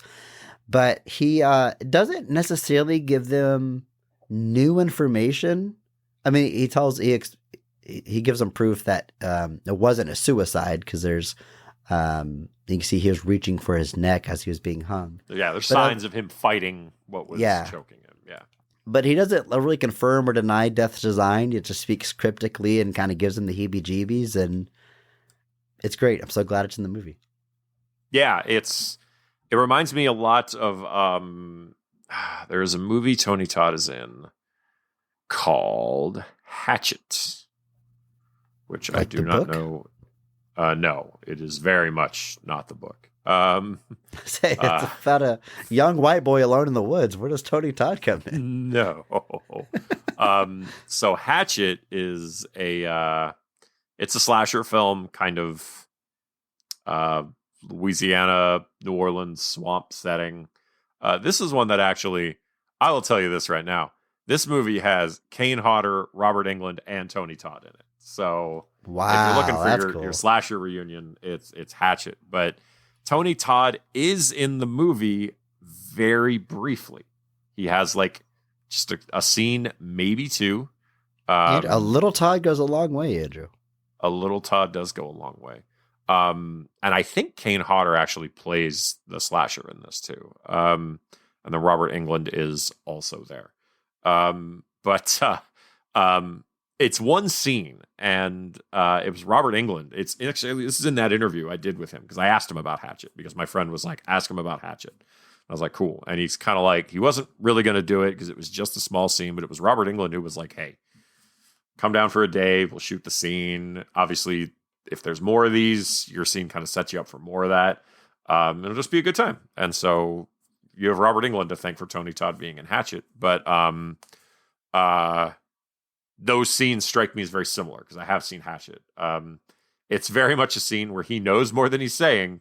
And then you're kind of like, oh, are we gonna come back and do more of this? And in both cases, the answer is yes. We do come back to his character down the line, but it is a really good scene. Tony Todd is just perfect for this, just as a creepy mortician. Just something about morticians. It's like I said, he's the guy that you look at, and after he's done talking, you're just like, you're not like other people, are you? And, the answer is yes, or the answer is no. No, he is not. But yeah, I think it's a great scene. I think he sets that tone perfectly. It's kind of meant to be an explanation scene, but they don't really leave with a lot of answers. Also, him having the realization that it was not suicide seems like a much bigger deal than this movie plays it as. Like he has can see from his body that this was not suicide, yet that's never mentioned by anybody else throughout the rest of the movie, basically. Certainly not to the cops or anybody. Well, the FBI showed up and Tony Todd started talking like, "Oh, I'm sorry. Never mind. We're good. Please don't talk to me anymore, sir." What's the full name so we can put you on all of the watch lists? All of them, literally all of them. But no, it's a great scene. I love Tony Todd, not just because I got to talk to him once. I mentioned too that he got to do his fun little Ghostface versus Candyman fight in Scream season 3, which short fight, but it's fun. And it's like seeing Tony Todd around. It's cool. So yeah, this, like I said, he's definitely the horror cred they were using for this movie, and he delivers in spades. Andrew, I think there's only one death that we have not talked about so far, and that would be the death of Sean William Scott. After Carter narrowly escapes death whenever Devon Sawa pulls him from the car, Sean William Scott's character puts together, like, well, I need to stay away from you. Death is after you. Train's rushing by behind him. It's in one of those moments we can feel death coming. It keeps showing the shot of this shrapnel that's underneath the train on the tracks. And then there's a chain hanging from the train, collides with that shrapnel, sends it flying through Sean William Scott's head, severs it from his body. Decapitation right there. One of the more gnarly deaths in this movie. And his body with a stump of a neck falls to the ground. And immediately, Devon Sawa, his character Alex, jumps up and goes, "You see, I was right. I saved him, so death skips him and it goes to the next person." And he's only obsessed with his theory, not acknowledging that his buddy died, that they just saw something very gruesome in front of him. Our other two characters are speechless of what happened, and all he could focus on is his theory and his plan and what happens next. So that's when they discover you can cheat death by intervening, getting saved, and it moves on to the next person. Or can you? Well, Andrew, the funny thing is they all, if you really thought about it, he should already know this, because they all cheated death by getting off the plane, and death circled back. So it stands to reason that it's going to just circle back again if you keep cheating it, but it takes them another 20 minutes of runtime to figure that part out.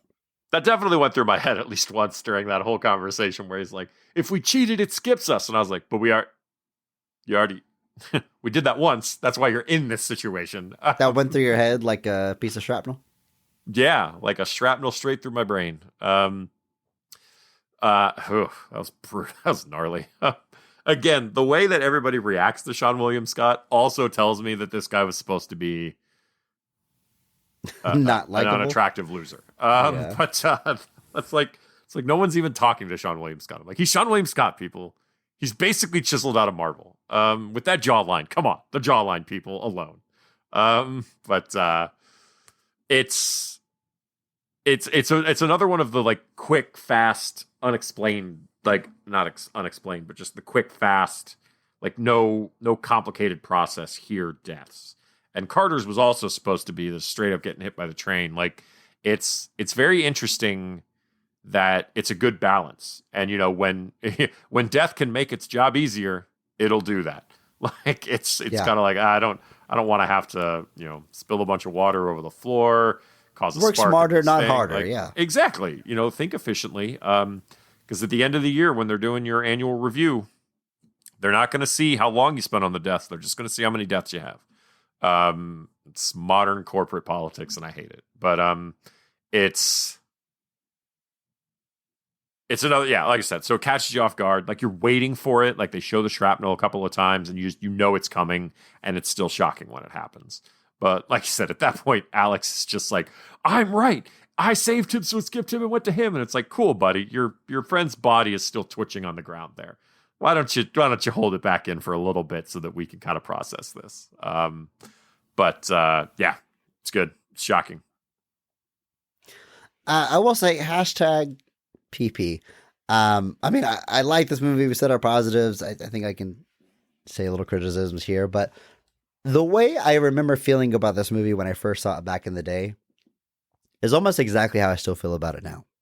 I remember seeing it and thinking it's a little dramatic at times, but the concept is really fun, and I think it kind of falls apart in the last act. Hashtag PP, hashtag PP. But this final attempt to kill Clear and Alex, I kind of start to lose the rules a little bit because it seems like it's rapidly going back and forth trying to kill the two of them, and it gets very complicated. Like it's like the bathtub scene, the shrapnel, everything seems real clean. And then like Clear in her house, like every appliance is exploding simultaneously, and it's very unclear like what exactly is supposed to be reaching out. Unclear. Sorry. It's God, that never gets old.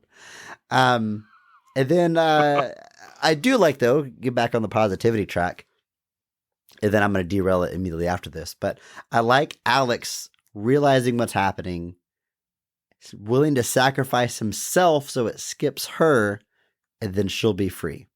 And it's a very complicated setup, but he grabs the live wire and gets himself electrocuted so that she'll be safe. And we fade to black, and then we open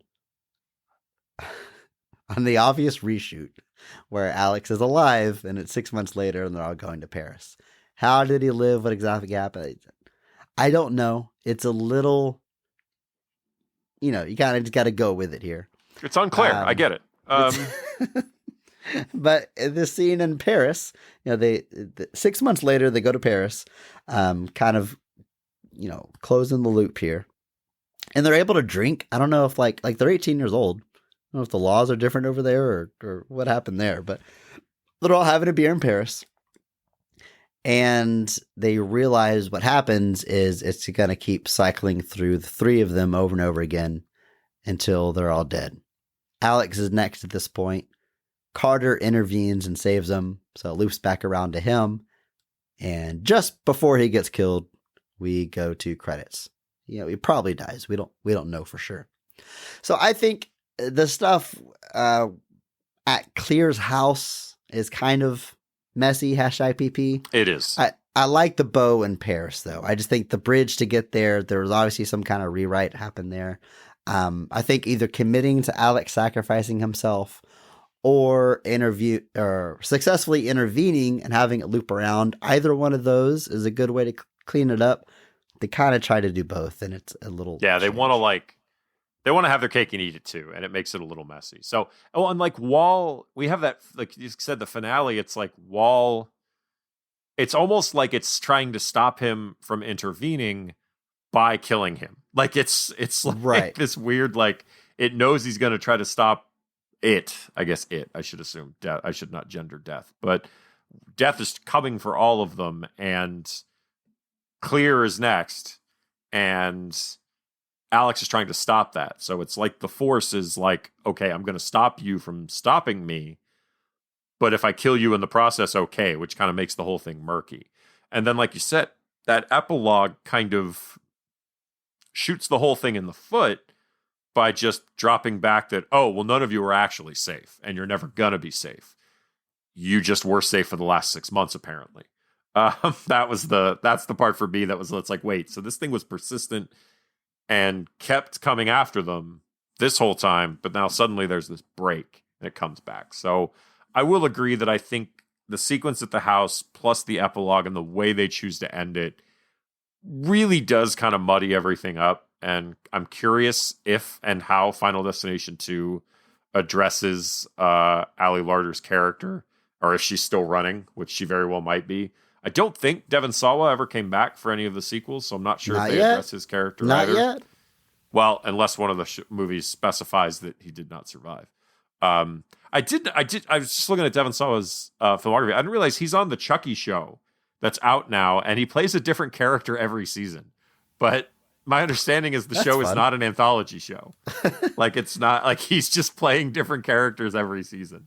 and they're just not addressing it, I guess. Everything I hear about the Chucky show makes me think I should probably watch this Chucky show. Yeah, I think I might need to give that whole franchise another shot. People, like I said, I've heard repeatedly that it seems to be the one that knows what it is the most. And Brad Dourif is still there, so he's one of the few legacy slashers still showing up as his character at this point. But anyway, yeah, so I will say that's kind of why I didn't point to the finale, because the finale is really where it kind of feels like we're starting to go for just complicated things versus kind of trying to keep with the logic that we've established. I do want to spend a little bit more time on Miss Luton's death. We mentioned that it's very complicated, but this is another one where it's probably a greater example of just how complicated these things can be in a vacuum.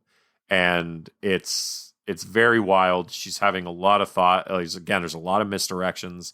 And what ultimately happens is just so complicated. Like, she has this mug that she puts a bunch of vodka in, and the mug cracks. And hang on.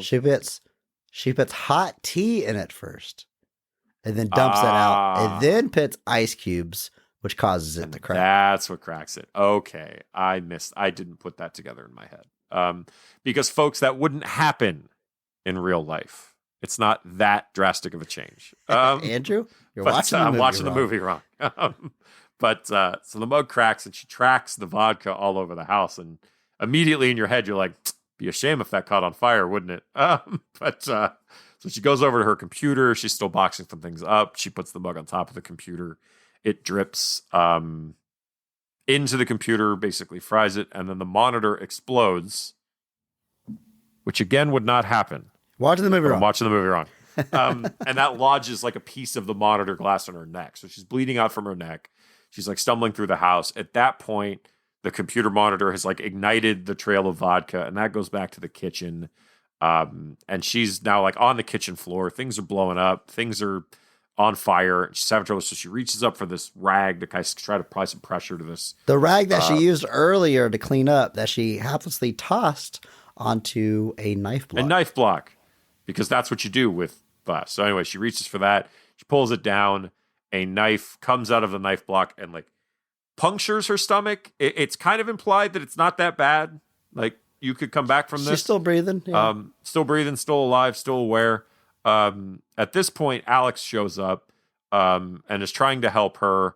And there's another big explosion, and one of the chairs at her table falls over, and the chair falls onto the knife and plunges it into her stomach. And at that point, she's gone. But at this point, Alex runs away. But he pulls the knife out. His fingerprints are now on the knife, and he runs away. But one of his boots got like trailed blood on the floor, so they can like place him at the scene. And that kind of makes him suspect number one at this point, which completely fair.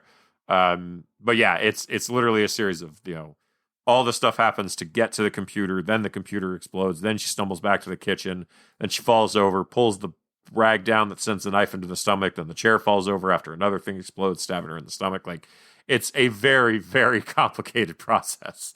And that's kind of the hallmark of this franchise in a lot of ways, is these complicated deaths.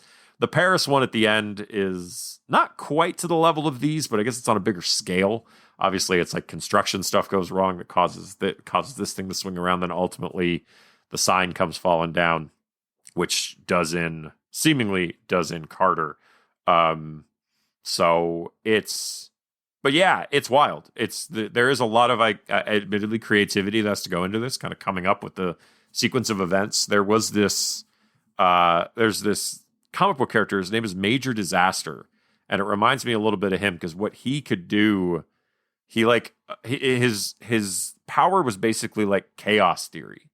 So like, his power was literally being able to like see a sequence of events and knowing the right event that would be able to like unfold something. So like, he would be the guy, he would like walk down the street and he would knock an apple out of somebody's hand that would kind of follow like this. That apple would go into the street and somebody would slip on it, and this car would have to swerve out of the way, which meant this car had to swerve out of the way, and then this bus that was going to turn has to swerve, and it ends up hitting a person in the crosswalk or something. Like, so that was literally what his power was. Which, as you can imagine, is difficult to draw, which is why they eventually switched over to something much simpler later.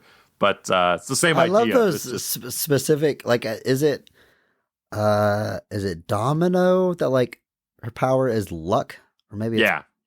In right? Deadpool Like, 2. Yeah, that's the way they present it. Like, yeah, just wild. Like, and for um Scarlet Witch, it was kind of similar. Her first set of powers was like, or maybe it was Ultimate Scarlet Witch, but it was like affecting probability. Like, yeah. so Scarlet Witch couldn't, be the one to save the day, but she could set the probability as high as possible that somebody else would save the day. And so somebody else would show up and save it or have the right plan or whatever. And it's all stuff that sounds really, really cool, but just doesn't visually look very interesting.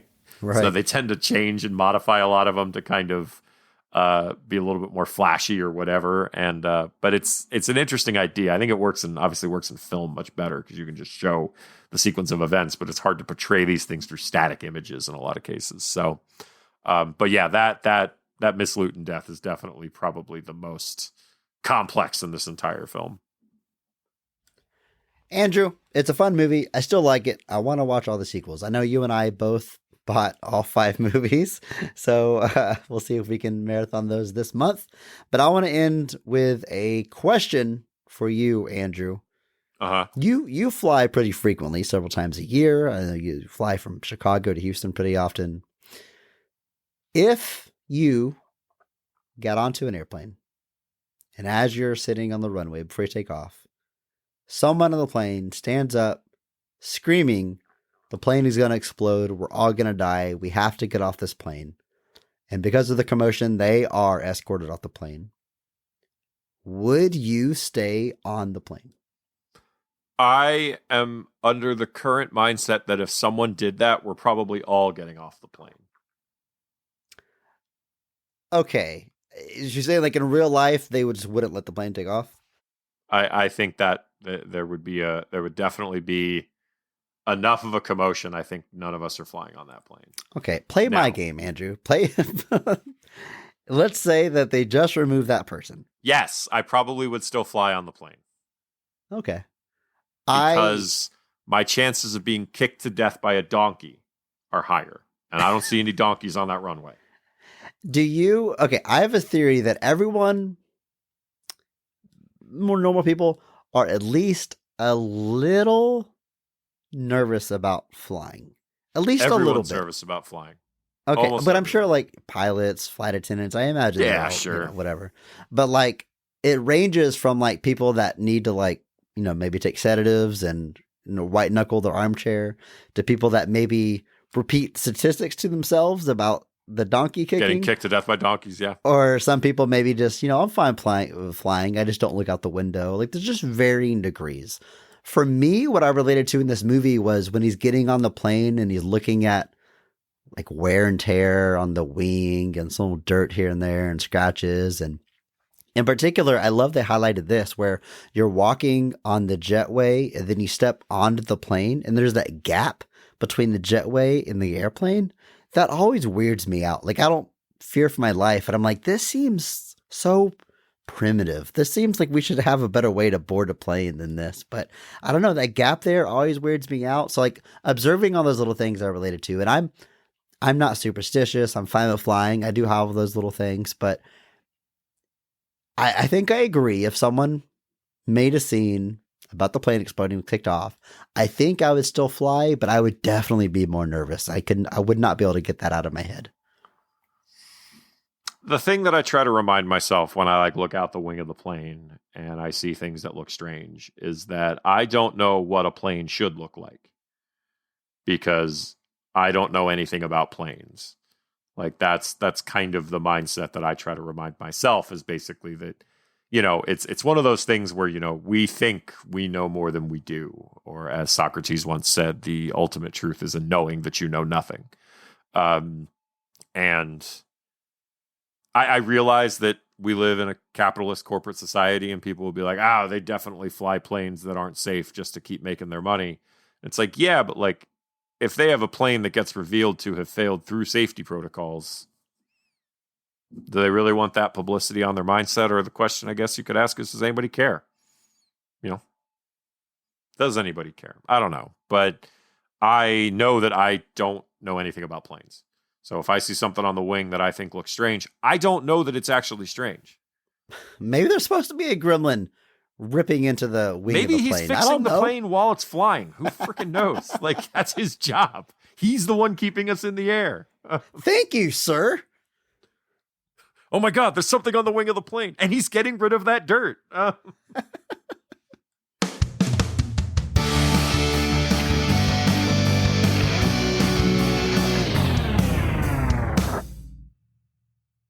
4 down and just 1 to go this month, Andrew. Spooky month has really flown by. I don't know about you, but it has been, I think, one of the favorite months. This has been a joy watching these.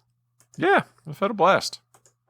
We're going to finish it off next week with a legacy sequel with a long-established franchise that was still arguably inspired by the success of Scream, and in the Hall of Fame of worst movie titles, #BP. We're talking about H2O, Halloween, 20 years later. I think that's the official title. Am I getting this right, Andrew? I think it's Halloween H2O 20 years later. God, Halloween H2O 20 years later. It's got we've talked about the dumb The word abbreviations. 20 is in that title twice. Or the number's 20. And Halloween is what the H stands for. We've talked about it's Halloween. It's literally Halloween 20 years later.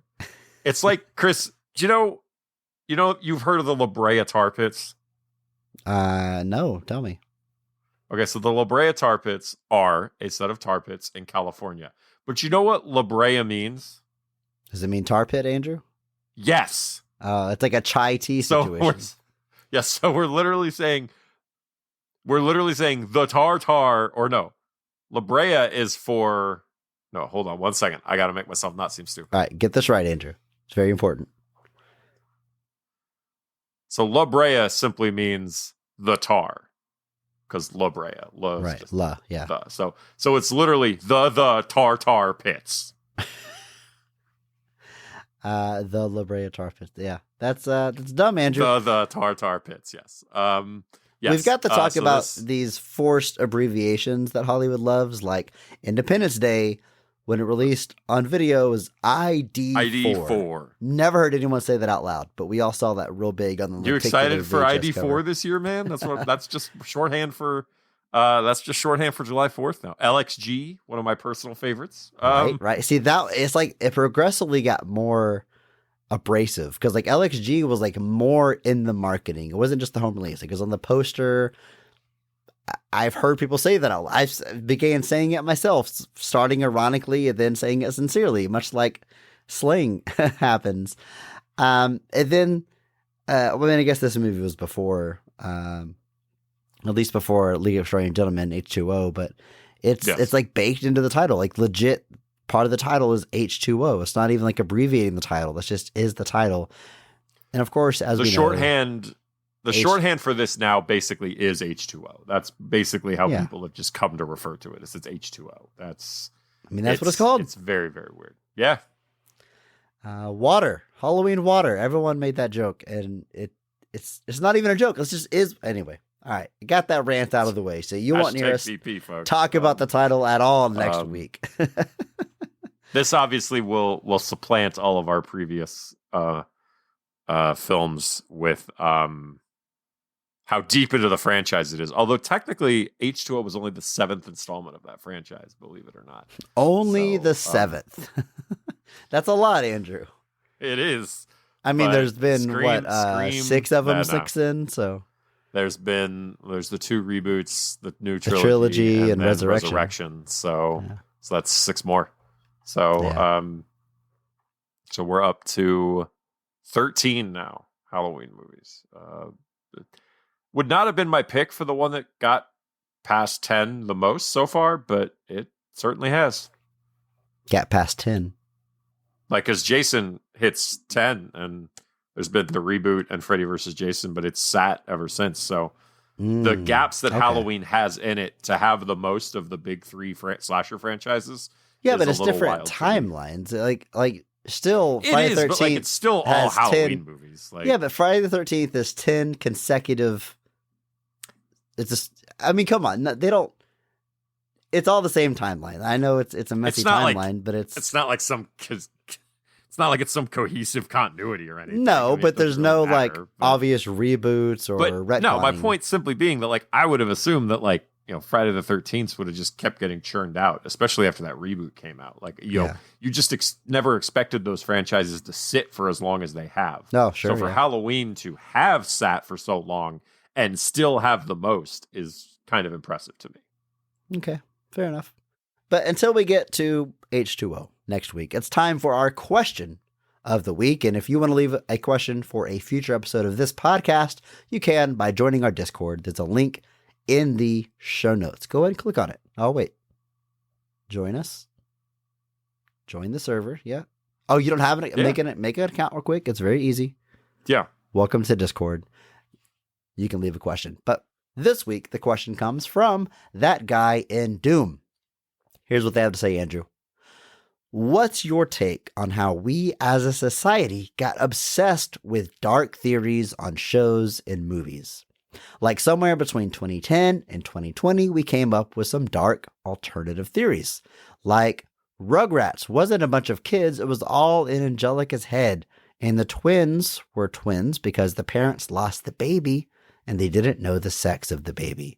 Or Ferris Bueller is all in Cameron's head and Ferris is a figment of his imagination. I've heard these theories. I know exactly what they're talking about.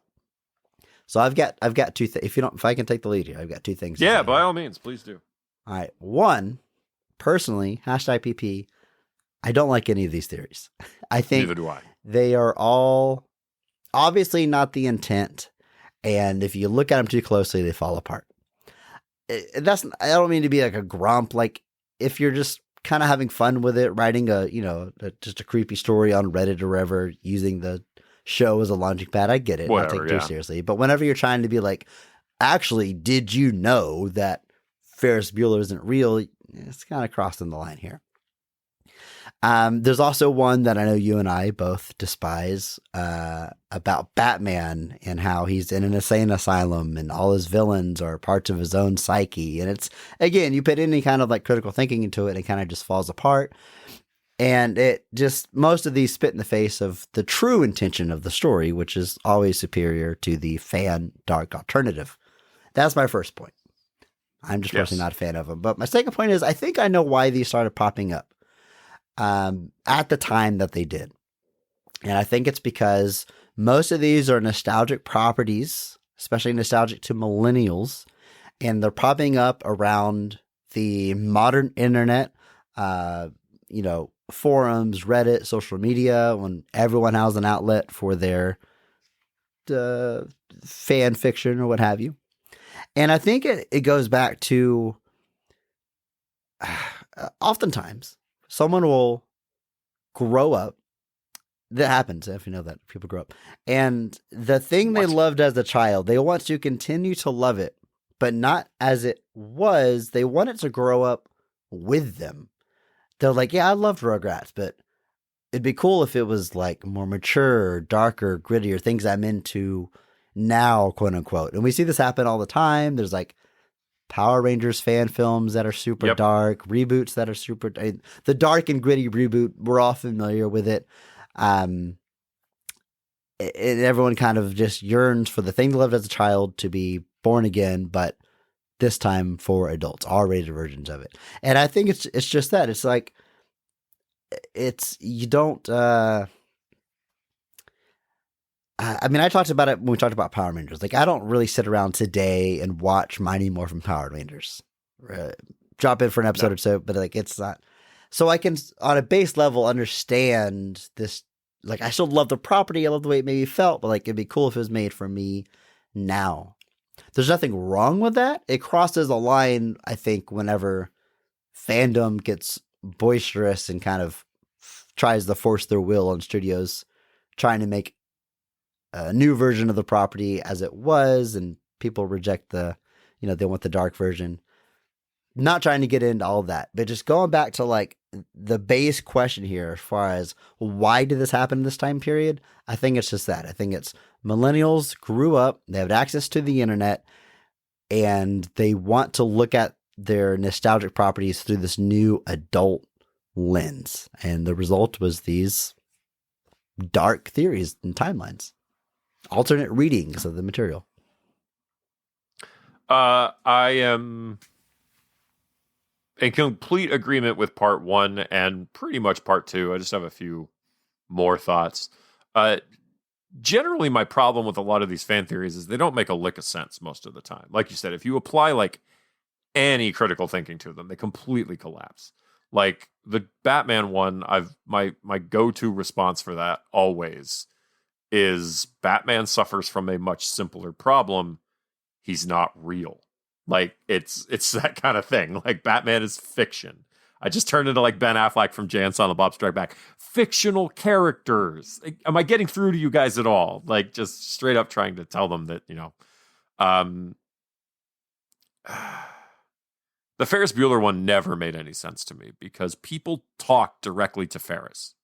Like he interacts with other people. He has his own family. Like he narrates the movie. Like he cannot be a fiction. He cannot be a figment of someone else's imagination. You spend too much time with the character. It doesn't make any sense. That one's always particularly driven me insane.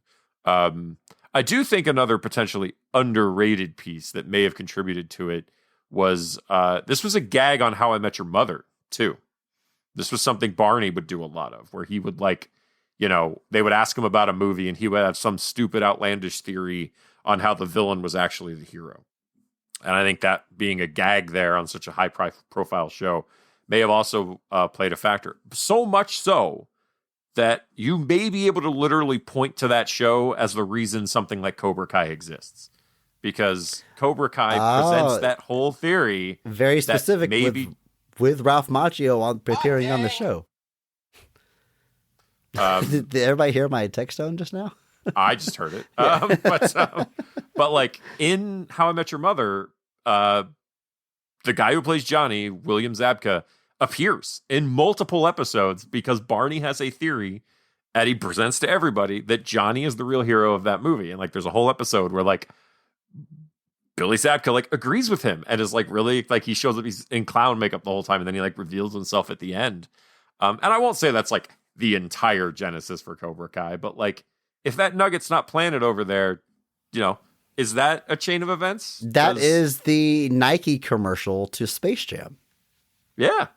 I mean, in a way, I think it is. And I think that he also mentions like the principal in the Breakfast Club is the good guy. The Terminator's the good. Like he has all these weird outlandish theories, but I think it became like a gag to kind of like look back at movies and kind of jokingly try to rationalize why the villain might have been the hero or things like that. But like you said, at some point, I do think if it was a joke, it got lost because they stopped. First off, they stopped being funny. Like, if it's a joke, it's not very funny. But I think the growing up thing is part of it. And we talked about that on this show, I'm fairly certain, before. The idea that with certain properties, there is this desire to be like, I want the show to age with me. And I want the show to be darker, and I want the show to be cooler. And I think I've said not so subtly that I view that really as like people wanting their fandom to be validated. They don't want to have to tell people, oh yeah, I'm a fan of this kid's show still, even as an adult. They want to be able to point to that thing as an adult that says, see, I like that version because that's the cool version. And ultimately just be secure with what you enjoy because who cares? But I think that's definitely part of it too, to kind of touch on that need to kind of age things with us. And it's so weird because in general, most of the theories just way overcomplicate things. Like they turn these things in, like the Rugrats one is like really always strange to me because I've heard it before, but like it's this idea that like, all of the like, the idea that it's just a group of babies hanging out is like too outlandish. And we have to turn it into this dark theory that Angelica is basically imagining all of these miscarried / dead children. Like that's so awful. Like it's so gross. Like that's such a weird thing to be like, yeah, that's what I think the show And I don't know if these people think these things seriously. I tend to think that they don't. I like to think that it's generally just like fun spitballing to be like, to Yeah. do that. But like, As I know posting, there are if you will. definitely people. Yeah. And like, I know there's people that do though they want that dark and gritty Power Rangers movie, and they want that like dark and gritty Ninja Turtles movie because they think that would though. They're like, that would be cool. And I'm like, dude, you got a dark and gritty Ninja Turtles movie. They made it in 1990. Like it already exists. It's right there. Like that everybody that I know that's a fan loves that movie. And almost everybody I know, if you point to that movie, they're like, oh yeah, that was pretty cool. Like people still love it. And Power Rangers, well, I can't really help you there. I mean, the 2017 2017 movie, I guess, was it's not it's pretty it's more dark and serious tone, if not dark and, yeah, they and don't. gritty. We established they don't morph until like the last third of that movie. Like they Yeah. don't turn into Power Rangers for a lot of it. But I do think that's part of it, just that idea. And like you said, I think as we saw these things getting rebooted and reutilized so much, I think that there was definitely that kind of people who were like, well, if you're gonna keep doing it, why not do like a version like this? And it's my whole aversion to something like, say, TMNT The Last Ronin, which I liked. I liked a lot as kind of a cap to that original Eastman Laird Ninja Turtles run. But it's already become this franchise, this world that they're going to keep going back to. They're already like, oh, people liked it. Let's keep doing it. I've already seen people that are like, this is what I want. I want more of this. I want more of the dark, bleak future where 3 of the other Ninja Turtles are dead and there's only one left.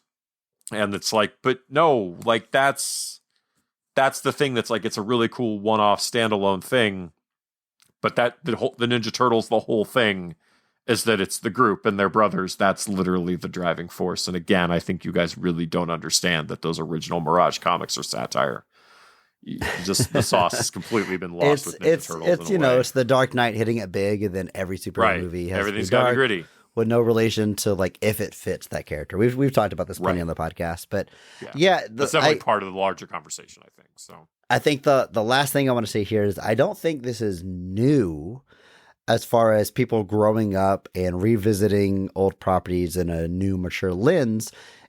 In fact, another thing we've discussed on this podcast is comic books grew up, quote unquote, in the 80s. They got much more mature, late 70s and 80s, kind of morphed into a more young adult tone, and weren't afraid to tackle more serious things. And stories, instead of being, a new story every issue, started getting six issue arcs and 12 issue arcs and, connecting the worlds and everything. And that's no doubt because the creators in the 80s grew up reading comics in the 50s and 60s, and they loved those golden age and very earnest, goofy comics. But now that they're creating it, they're creating, well, what do I want to see from this character? And as a result, it, goes up in age a little bit. And none of that is bad. I think no, it's not inherently. It's kind of, natural. But what we saw in the age of the internet is sort of the opinions of not just creators growing up, but everyone, fans, fan fiction, and kind of no vetting process. Like anyone that can make a meme or write a story is putting the theory out there. And like we said, it can be fun. It can be silly. I'm not the biggest fan of them, but again, getting back to the core of the question, I think that's why we saw it. It's just millennials growing up, getting on the internet. We're just the right age to revisit through this lens, put our ideas out there, and some of them took hold. I think overall that's really what it is. The internet gave everybody a voice, and unfortunately, some people just use that voice to complain about movies. I would never. If I could go back to Jay and Silent Bob Strike Back one more time in this episode, which I won't stop doing apparently. But I think that's really it in a nutshell. Like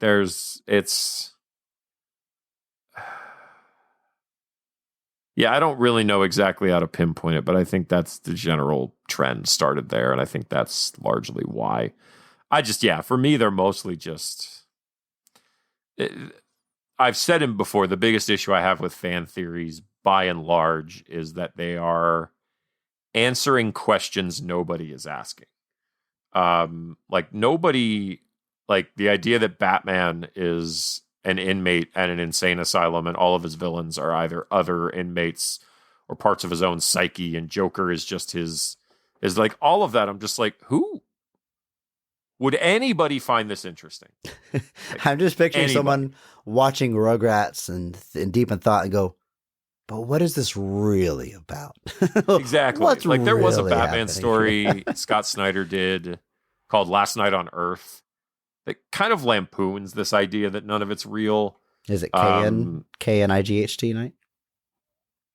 Yes, last night on Earth. Can because, nig you it, know, Andrew. and it kind of has some fun with that idea, but ultimately reveals that, yeah, it's real because of course it is, because he's Batman. Fortunately, that one does not follow the classic Scott Snyder trend of let's magically meet a character from the past that we've never heard of before. Gotta wonder if they're going to be important later. But yeah, I just generally, like, somebody will tell a like, Ferris Bueller. It's like, I'm not the biggest fan of Ferris Bueller as an adult, but like, I've never watched that movie and been like, don't get me wrong. I realize like the theory that like Cameron is the hero is a little bit more common just because Cameron is one of the characters that actually learns something. But that feels more like we're watching the movie and drawing a conclusion there. Like, whereas Cameron's, Ferris isn't real, like, there's no reason to think that really. Like that's Ferris has a family. He has, like, one of the main subplots is his sister being pissed at him. Like, how does all of that reconcile with Ferris not being real? It doesn't. Oh, I can point you to a 6-paragraph essay I found on. Okay. No. I hate you. I hate you.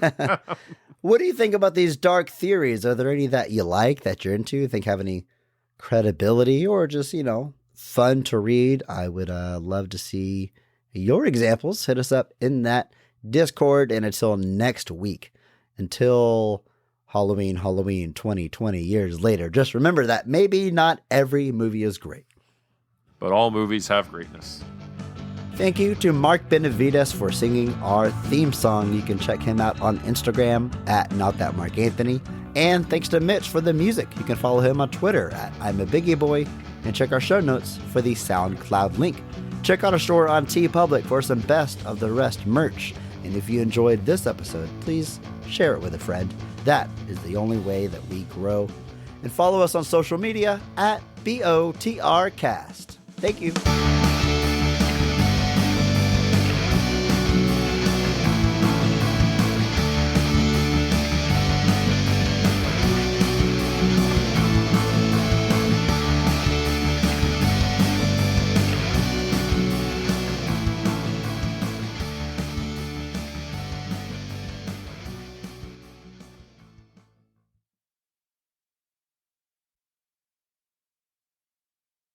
My voice is definitely getting worse as we go along. Do you hear it? Yes, I do. We'll see. By the end, I'll just feel like, David saw you. By the end of this, you're just going to have the husky voice, so you have to record your version of the Bodyguard theme song. What? Explain this to me, Andrew. Just sing with a really deep voice, man. But what is this in reference to? Singing the Bodyguard theme song.